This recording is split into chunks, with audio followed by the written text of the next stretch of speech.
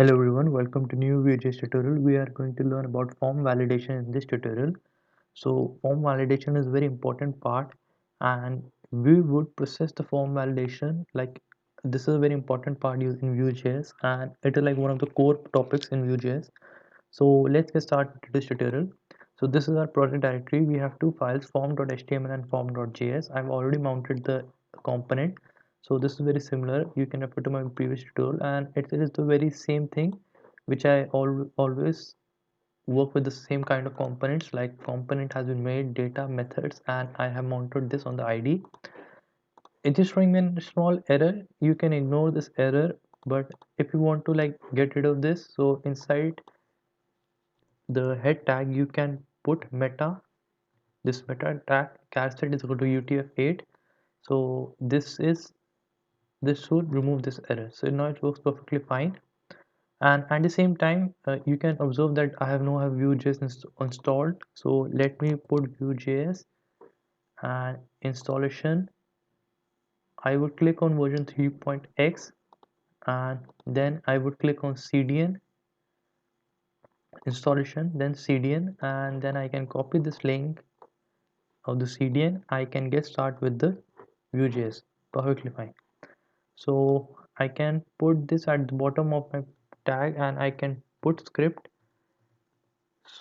type is equal to text comma JavaScript is perfectly fine, and I need to define a source that is form.js.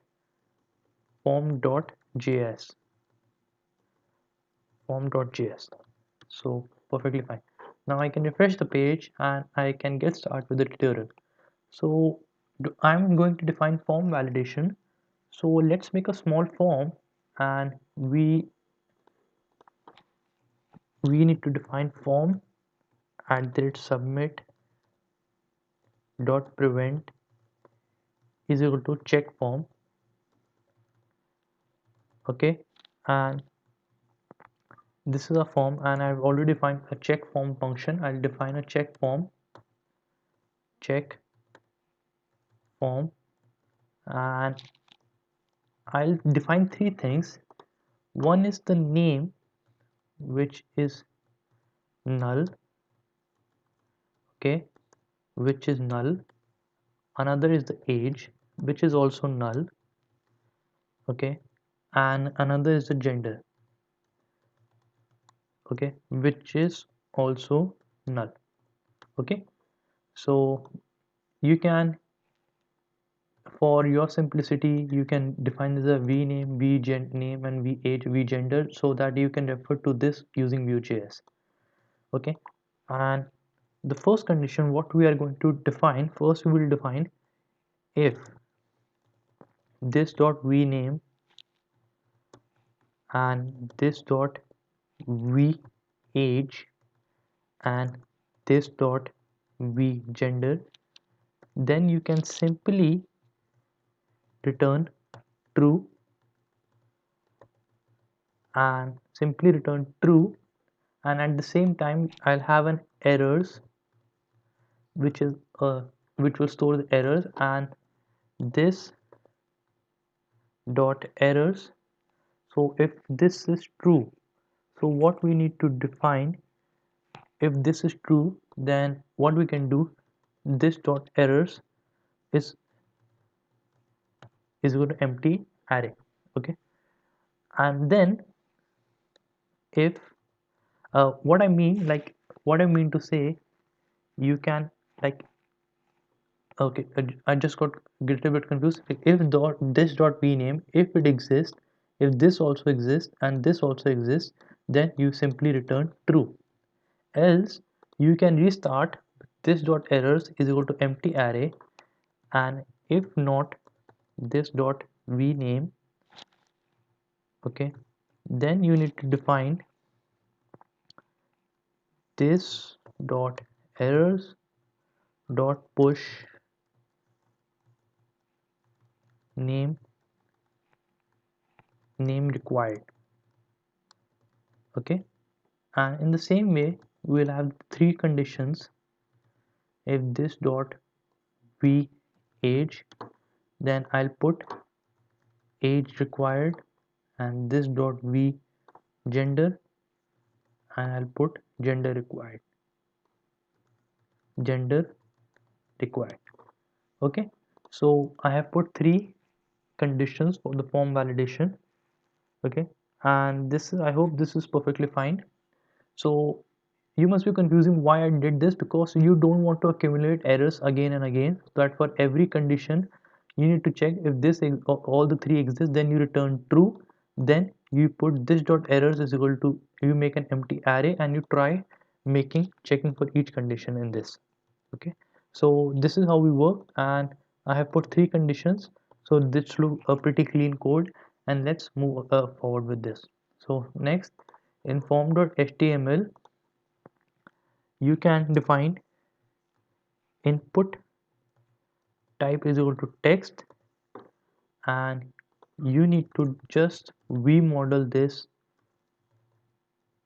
is equal to v name, and in the same way you can define input type is equal to age. Oh, input type is equal to number, because age is a number, and you need to define this with v model with age. V model is equal to this, and you need to define two radio buttons. Input type is equal to radio, name is equal to gender. Okay, and v model, that's why I told you to give them a name with v model is equal to v gender. Okay, and value is equal to male. In the same way you can give input type is equal to radio, name is equal to v model is equal to v gender, and value is equal to female. So let's refresh our form. So I hope we are getting all the things. Yes, so we are getting the things, and we need to define labels. Okay, okay, and for that what we can do, input type is equal to radio. uh, we need to define a radio buttons. So for that, first for the above two we can define a placeholder, and for the last one we need to define a radio, we need to define a radio button. Okay, so for this what we can give, placeholder, enter your name, and for this let's refresh. So here you have a placeholder, enter your name, and for the next one I can give placeholder is equal to enter your age. Okay, now for for the other two, sorry for the interruption. Now for other two we can give an id is equal to male, and id you can give this a value as female, and id is equal to female, and you need to define two labels. One is the you can put a break statement here, break statement here. Okay, and you can put a label, label male, and you can put label for male and label for female. So that's how we define the form, and when we refresh, so we have got our form. Okay, now that's like id is equal to female, label for male is perfectly fine, and when we refresh, so this is working perfectly fine, but I'm assuming that I'm missing with the female label. So let me check to define a female tag inside this label. That was I was missing, so let me refresh the page. So I have works perfectly fine. So what you need to define, just for the simplicity, I'll define a paragraph, and I'll say you selected your details. So this is just for the your details is your details are v name, v age, and v gender. Okay, so let me refresh the page and I'll show you.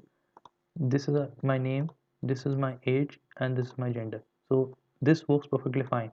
But what we if we forget to fill any one, so for that you need to define a input type is equal to submit, input type is equal to submit, and you need to define a value which says submit. Okay, now what I'm showing you, I have to define errors. So for that I'll give a v if condition if errors dot length is greater than 0, because I need to show the condition on the front end. So how I'll show you. So for that what you need to define, you need to define div v if errors dot length is greater than 0. This means there are some errors, and I'll close this div and I'll use a ul tag and I'll close this ul and li tag, and the style is equal to, I'll give a style is equal to color red. Okay, and I'll give a v for loop, v for is equal to item in errors, you can give item. Okay, or simply you can change this to error, and if you want to change this to error then you have to change this to as error as well. Okay, your error in error. So let me refresh the page. Okay, there is a property errors was listed but not defined on instance. Error because I defined to do this was error, that was a spelling mistake. So let me refresh the page. So now I hope the spelling has been corrected. So let's go to this part. Yeah, so your name is Python, and if I forget to some age required, gender required. So age is 45, then gender required. So this was I was doing the same part. This was errors was initialized, and if so when I remove the name, I have the age and gender, so name required. So this is how we handle form handling in Vue.js. So very good tutorial. So thank you everyone for watching this. So I'll catch you in the next tutorial. Thank you everyone.